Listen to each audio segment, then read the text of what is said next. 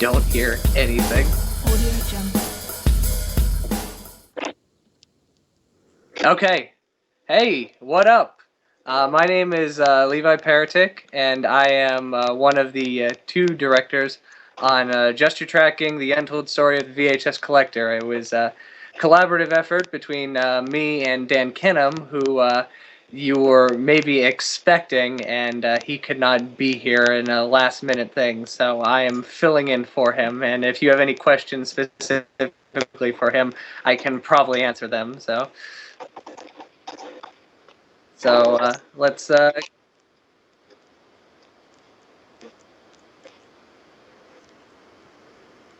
okay.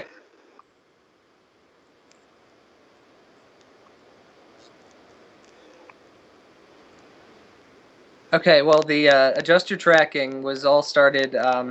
It spawns from our website that Dan Kenham founded, along with another friend of ours, Tim May, called VH Shitfest, in which they review uh, movies solely that are on VHS. They explore the deep undergrounds of video stores and flea markets and junkyards for VHS tapes to review on their website. And as their website grew, I joined on as their official tech guy, and I was responsible for their video content mainly. So the idea came about to do a brief documentary called VH Shit Quest, where Dan and Tim traveled to New York City in hunt for VHS gold. And along the way, we would interview VHS collectors.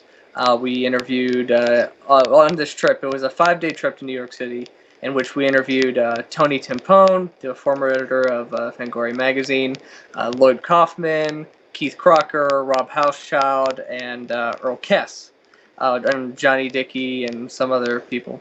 So we shot all these interviews, and we realized that people were talking really passionately about VHS tapes. Like maybe because we were just going to do a YouTube video. It was going to be like a 20-minute YouTube video, and people were really talking passionately about tapes. And when we were finally all said and done, we were driving back. We live in Erie, Pennsylvania, and we were driving back from New York City in the middle of a snowstorm in January 2012. I'm leaving out a ton of facts here.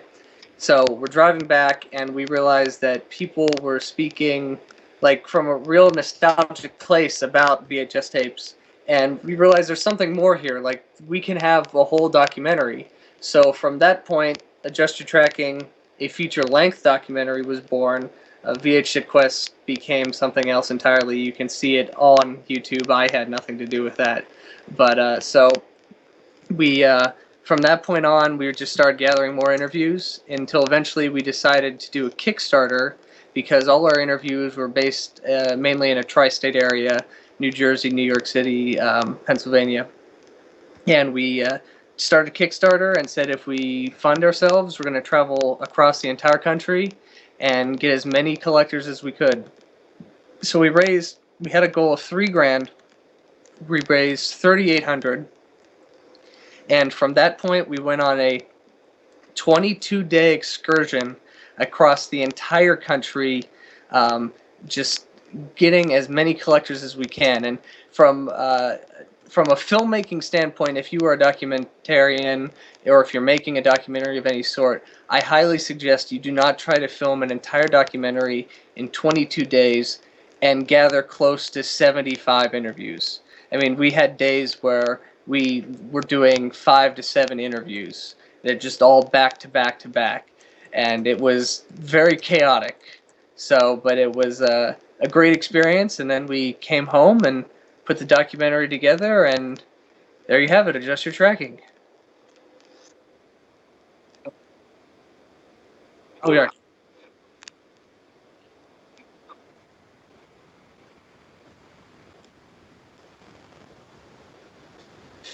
Favorite release in my collection. My favorite. Oh, really? Okay, well, I'll try. Apparently, we're having a picture issue. Okay, can you see me? You good? Can you see me? You see me? Okay. Okay. Okay, so I'll just start over again. So, what's my favorite release in my collection? My favorite release is not an officially released movie. It's of the home movie brand. It was given to me for basically no reason at all. A friend of mine just knew what I liked, and he handed me this tape, and I'm a huge fan of the TV show The Munsters. And he handed me this tape that says Munsters Makeup Audition, literally painted in whiteout on the side of the tape. So I put it in, and what it is this guy named Jon Stewart, no relation to The Daily Show, and he is a amateur filmmaker and makeup artist and editor and CGI compositor. He just was this all-around filmmaker guy, and he decided to stand in front of a green screen, dress himself up as Herman Munster and Grandpa Munster, and shoot a 3-minute episode of the Munsters, in which he also went to a convention and got Butch Patrick to stand in front of a green screen with a giant baseball bat for the intro of the Munsters. So it was this real homebrew thing, and I don't really know anything else about the guy. I don't really know anything else about the tape, but it's definitely one of my favorite tapes in my collection.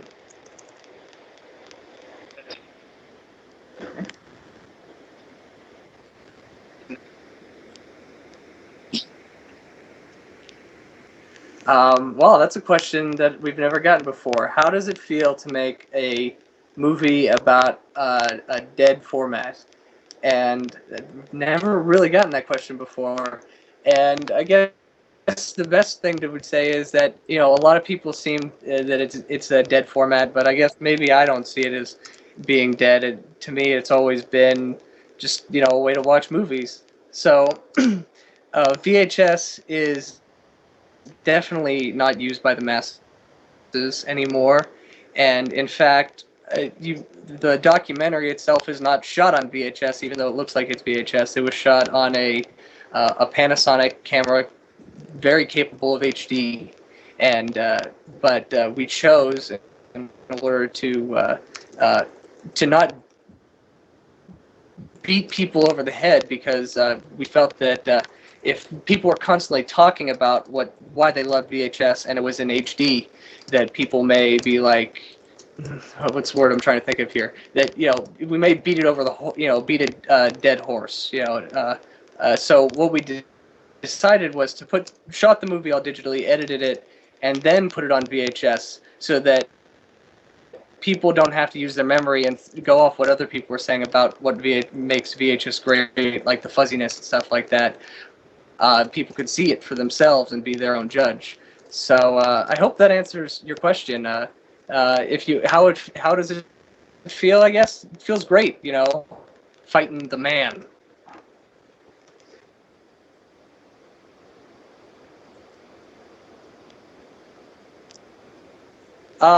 We has Just Checking played at some film festivals. It's played at a few, um, and sadly we've not attended any of them. Uh, I know it was at Orlando International Film Festival. It played at Troma Dance in Albuquerque. It was at the Sydney Underground Film Festival, Dark Matters Film Festival, just a handful of film festivals, and we sadly didn't get to go to any of them. What we decided to do was, because there's this kind of stigma in independent filmmaking that you make your film and then you send it off to film festivals, and then you eventually get picked up, or you hope you get picked up, and that's where you go from there. We decided, since we had no budget, being that film festivals cost money, to take the movie on the road ourselves, and we did basically just put on Facebook, hey, does anybody want to screen our movie? And people would respond to us and say, hey, I have connection to this theater here. We'd love to screen your movie. And we would set up Q&As and VHS swap meets at these places. So this previous summer, a year after we had been on the road for 22 days. Dan Kenham and I were on the road for 33 days, just screening the movie. We traveled to 22 cities and had 23 screenings. And we were traveling video store basically. We were in a small Honda Fit, just jam packed with VHS tapes, and which we would set them all up at every screening, and we'd have our merch table with T-shirts, posters, pins. Then we'd do our Q&A, and it was really a great experience because, with film festivals, people may see your movie and just forget about it. By doing the route that we took, we got to have a one-on-one experience with the viewers because there was that interactive element with the swap meet, because they may come for the VHS tapes at the beginning, but maybe they could see the movie and be like, maybe I don't want to go grab some tapes. Oh, look, there's tapes right on the lobby. So it was a really great experience. So if you're a filmmaker, I suggest, if you have something that you feel like you can get people out into the theaters and add an interactive element, that, film festivals, are not exactly the only way you could go about showing your movie.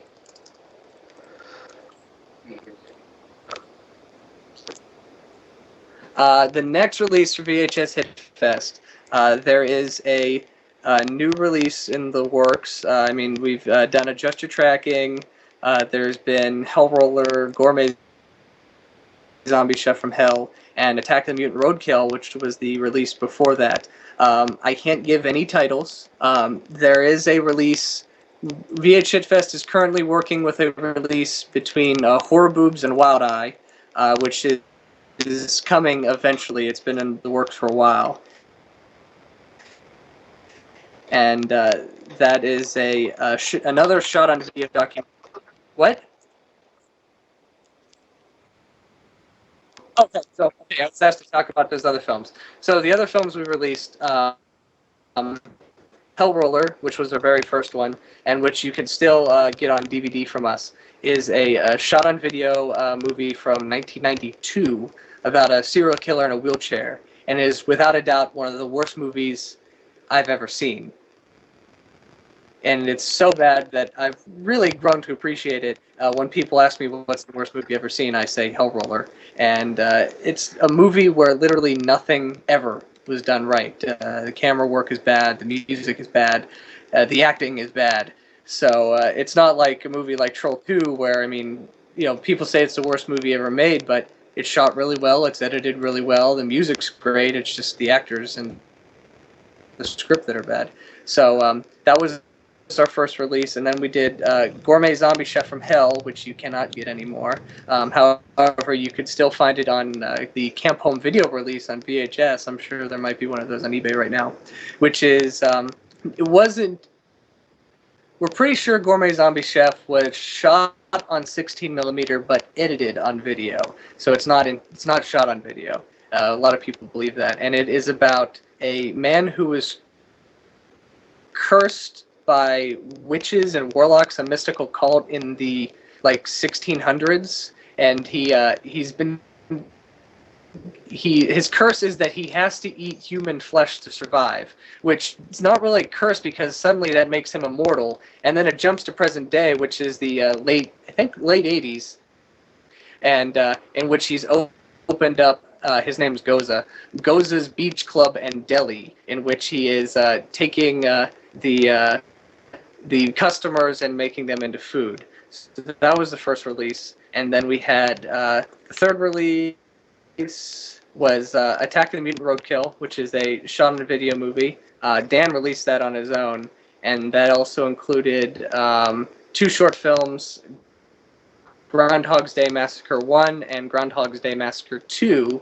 That's all pretty self-explanatory, and you can still buy that from us at vhsshitfest.storeenvy. I believe that. If you just go to vhshitfest.com and click store, you'll get there.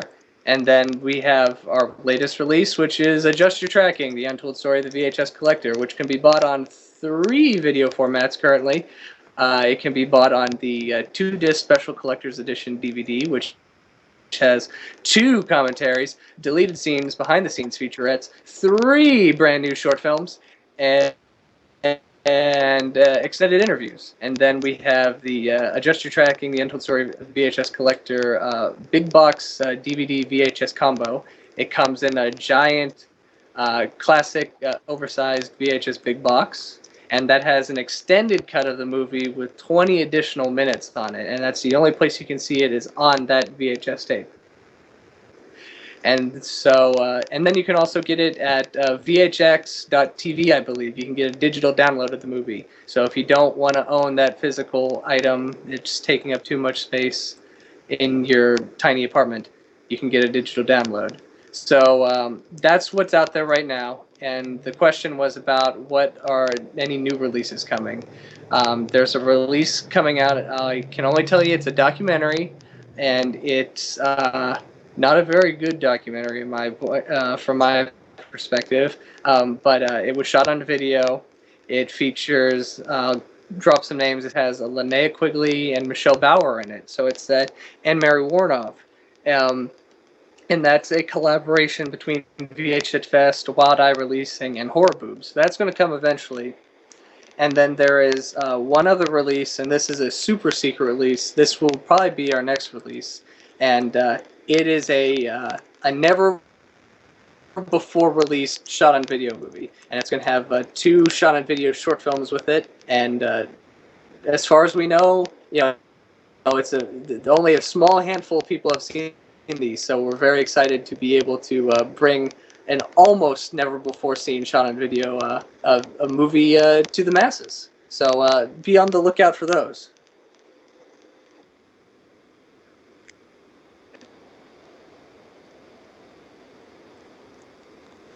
Whew, what is the best advice I could give to somebody in filmmaking who's trying to be creative? The best advice I could give you is to, no matter what, go for it. If you have nothing, you still have something because you got, your imagination.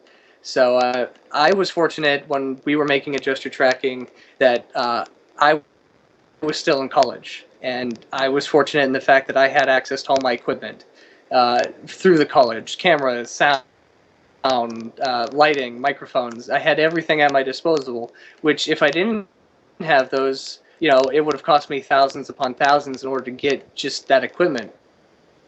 So some of the best advice I could give is if you're a student, don't miss out on the opportunities you have at your school with the equipment room, because once once you're out of college, all that equipment's gone, and I'm hurting from that because I'd love to just go out and shoot things and video, not actual things with guns, but I'd love to be able to just go out and shoot video. But I mean, I have a camera, but it's not as nice as what my school has. So my best advice is to just always, no matter what, go for it. Do not think that if I can't do it because I don't have this, well, you can make do with anything. There was I don't know if you're familiar with a documentary called I Think We're Alone Now.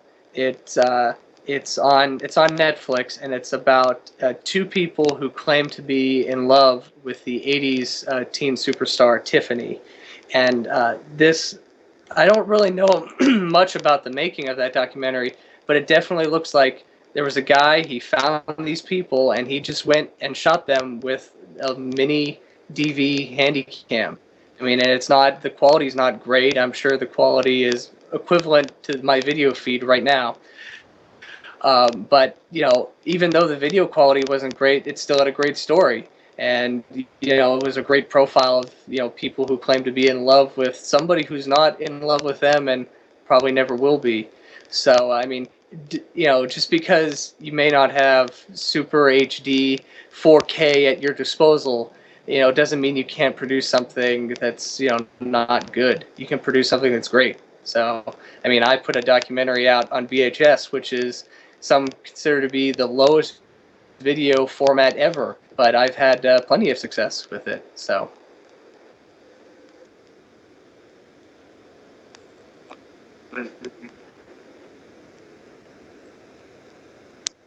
Well, yes, because I know I am.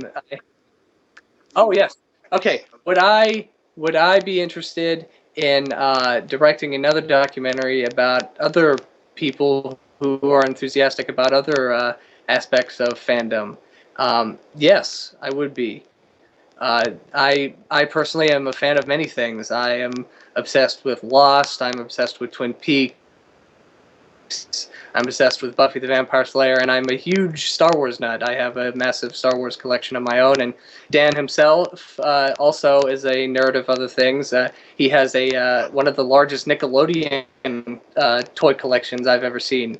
So I would definitely be interested in it. If you have an idea for a documentary that investigates other fandom as well, definitely contact me. Maybe we could hook up. There's also another documentary out there. What's the name of it? Um, I know it's a documentary about 8 tracks, and I cannot remember the title of it. It falls kind of on a similar line of adjust tracking in that it explores people who collect 8-track tapes. So if you like adjust tracking, check that out. Just Google 8-track documentary. I can't remember the title at the moment.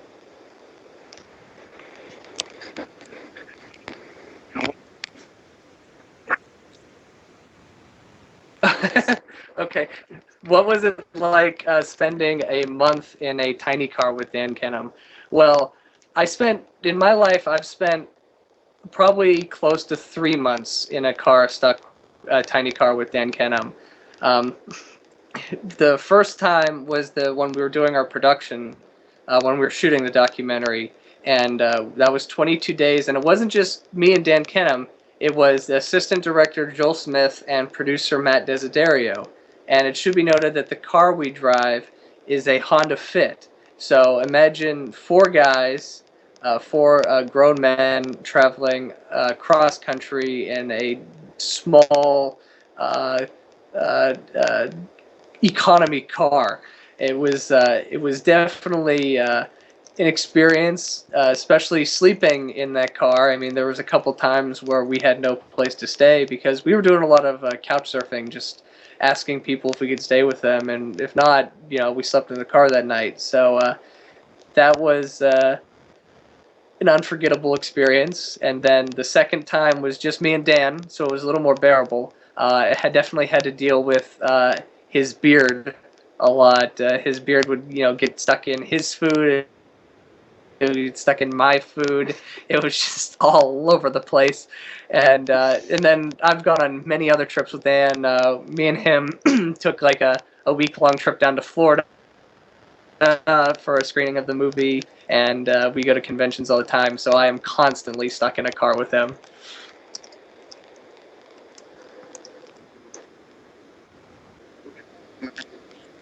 Yes, that's it. Yes, that's it.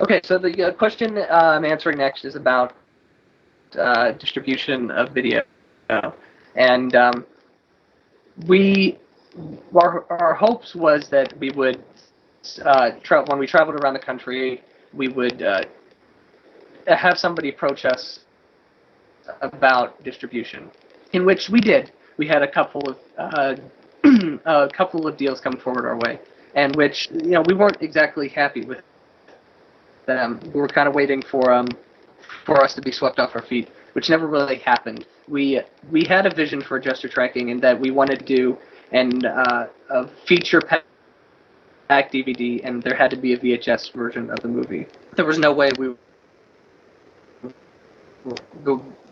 weren't going to do a VHS copy. So what we ultimately decided to do was release the movie ourselves. And if you're trying to release a movie yourself, it can be done, and it's a lot of work, a lot of work. So you figure we put a year into adjuster tracking, and I we probably put close to 6 months in putting our release together. Now, granted, our release is kind of complex because we have the VHS in a big box. You have to hook up with a printing company to get boxes that like that made, and also have to deal with VHS duplication. Find a company to print your DVDs. You have to have a lot of startup cost. Dan and I put thousands into this release, and luckily we've been able to make our money back. Um, Distribution is a mixed bag, because you could get the short end of the stick, which a lot of people do. It's really, they sell their movie and they never see a cent from it.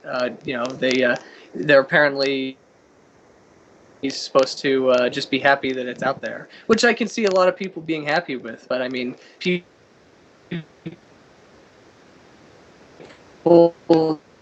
definitely want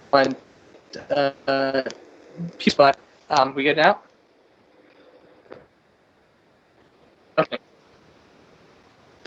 Okay, so if you have the ambition, I mean, self-releasing is definitely a way to go these days. I mean, if you can get the movie, because you can put the movie yourself on Amazon. If you can get the DVD on Amazon, if you can get it on iTunes, if you can get it on Netflix, I mean, you're definitely into something. Because I mean, we've reached a point in our culture where things are really driven online. I mean, there's no video stores anymore. I mean, that was the goal of 20 years ago, the goal of anybody who made a movie was to get it into Blockbuster.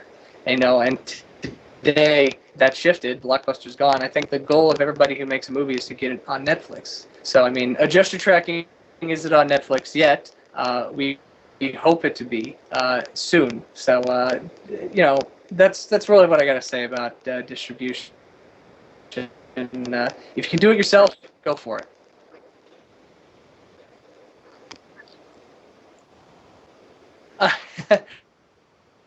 Would I consider growing a beard to match Dan? Um, when we filmed Adjust Tracking, I did have a beard. I had the chin strap, mainly because when I try to grow a full beard, I cannot connect the mustache to the beard on this side. And I don't know what that issue is, a genetic defect of some sort. I had this chin strap beard. When Dan met me, I had it. I had it for 6 years. And just this past year, I decided to go clean shaven. So it would take a lot to grow a beard the size of Dan's, mainly because he's reached a point now where he has to hold his beard out of his food while he eats. Like,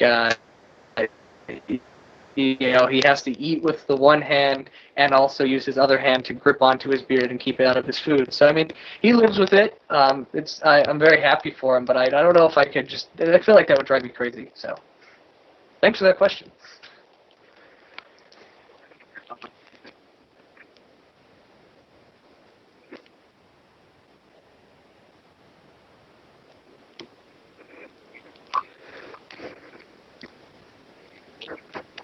When I'm not working on films, my downtime, I like to watch movies.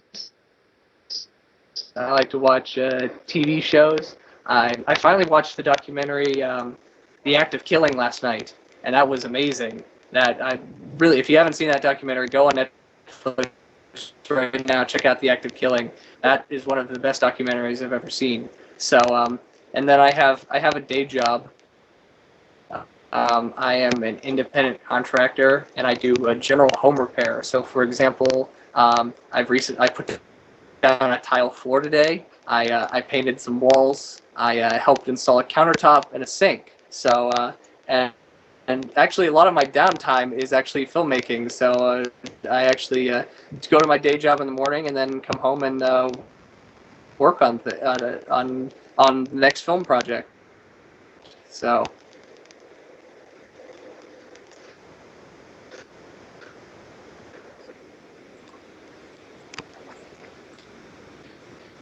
Because it hits a nerve. Well, definitely watch. Would I recommend watching any movie, social commentary wise, because it hits a nerve? Definitely check out The Act of Killing. Werner Herzog produced it. It's I watched that just last night, and it kept me up after it was over. It's about death squads in Indonesia, and after the military takeover of the government in Indonesia in 1964, and about how these death squads would kill people. They interviewed death squad members, and they were more than passionate and happy to speak about their experiences in killing people, and even to the point that they would reenact them in studio settings. So definitely check that out. There's another documentary that I really enjoyed. I watched recently, another newer documentary, and it was called Imposter. And it was about this little boy went missing. And this was in the early 90s. Little boy goes missing. And all of a sudden, his parents get a phone call 2 years later that he is in, what country was it? I want to say Sweden. And they go to this country and they pick him up, but the guy they pick up is not their son. And it's this guy pretending to be him, and they talk to the guy, and it was really strange because they should have known that it wasn't him because he looked absolutely nothing like him, but they let this strange man into their house, and it takes a lot of like crazy twists and turns, and it's kind of like a Hitchcock film at the end. So check Imposter out. That's also on Netflix. And one of my guilty pleasures in terms of social commentary is Catfish. Me and Dan Kenham and our assistant director Jill Fish love the documentary Catfish. Yeah, and the TV series Catfish, we watch that show religiously. So the whole idea of internet dating and the fact that people supposedly are in a relationship for 2 to 10 years with a person they've never met in person just because of how they've talked online and through texting is amazing. That the internet has changed so much of our lives today that we believe that we're in love with a person we have never met before. So Catfish, definitely check out Catfish and Catfish the TV series. Love Catfish. The largest tape, while I was traveling, what is the largest tape collection? And that's got to be a tie between the two collectors we featured in the collector spotlight, Joe Clark, aka J&K Horror, and Bradley Crienzo of Bradco Video, and he was the one who built the video store in his basement. In terms of size, Bradley Crienzo has a much larger collection. Is about 45,000 because he wanted to build a video store to the truest extent. If there was going to be a drama section, he had to have drama movies in it. Not even necessarily if he liked drama movies. He says he's not a huge fan of drama movies, but a video store had a drama section, so he had to have titles in those. So Bradley Crienzo is probably the biggest. And in terms of just a horror collection, Jay has definitely taken the cake on that one. His collection, I don't know the number of his off the top of my head, but his collection is entirely horror movies. If it's a horror movie and he sees it, he buys it. He has Scream 1, 2, and 3 on VHS just because it's a horror movie, and he also claims that Scream 1 on VHS has more scenes in it. Like there's more gore in the VHS than the DVD. But Jay is definitely the horror VHS king.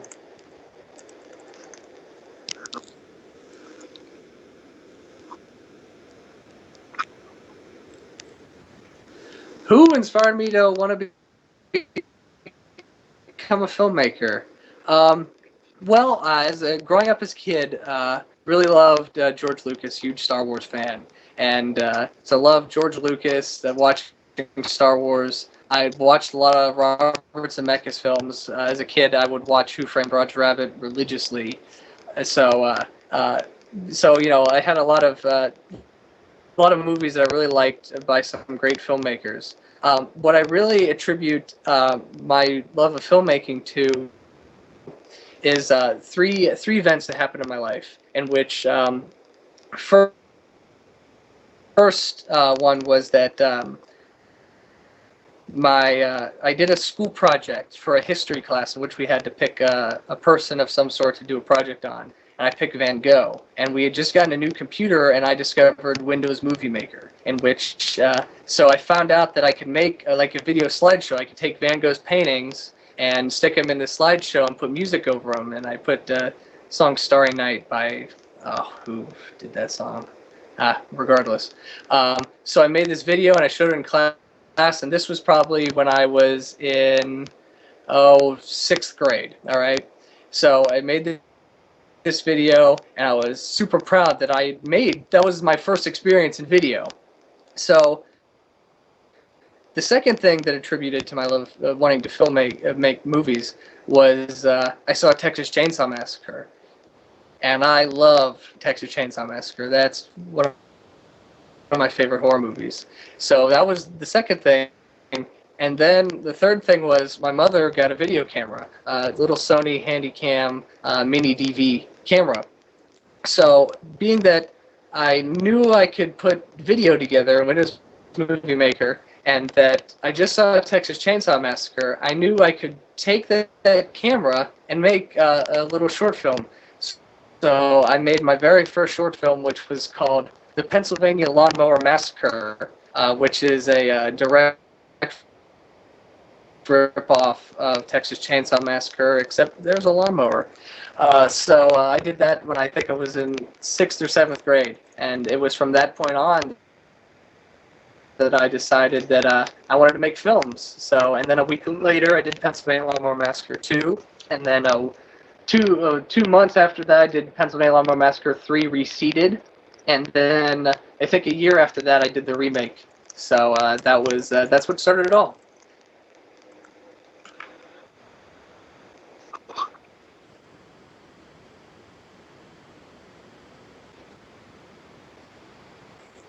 Oh, okay. One more question. What was the most difficult part of putting this whole project together? That was definitely editing. We had hours upon hours, and I don't know the exact time of that is, but I mean, it had to have been close to 1,000 hours of video. And I once described it as putting a 10,000 piece puzzle together, but having 100,000 pieces. So I mean, there's so we had to try to form our general our story, well, not necessarily story, but what we wanted to tell, and we had to figure that out, and then watch through all the interviews, make note of what everybody said, pick out all the good stuff from the bad, and it literally took. We started editing in January of 2013. We finished in April, so it was about four months editing, and that was editing every day. So weekdays, me and Dan would go to class. He'd get to my apartment about 5 o'clock. We edit till 9. I'd go to bed, wake up at 1 a.m., go do the night shift at one of the dorms as a security guard, and then get home at 6 a.m., go to class, and do it again. And then on weekends, we would edit from 8 a.m. till midnight. So we were pulling long hours in terms of editing it, and it was definitely the hardest part of this whole documentary.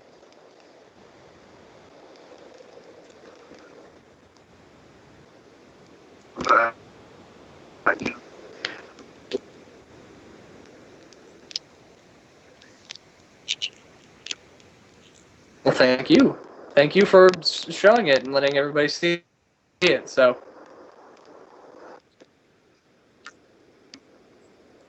all right. So thanks for watching Adjust Your Tracking. Definitely, if you liked it, go to adjustyourtracking.com and you can own it for yourselves. I mean, it looks beautiful on a shelf with VHS, or on a DVD shelf. Looks pretty damn good too. So definitely check it out and recommend it to your buddy and your best friend's buddy. So keep tracking.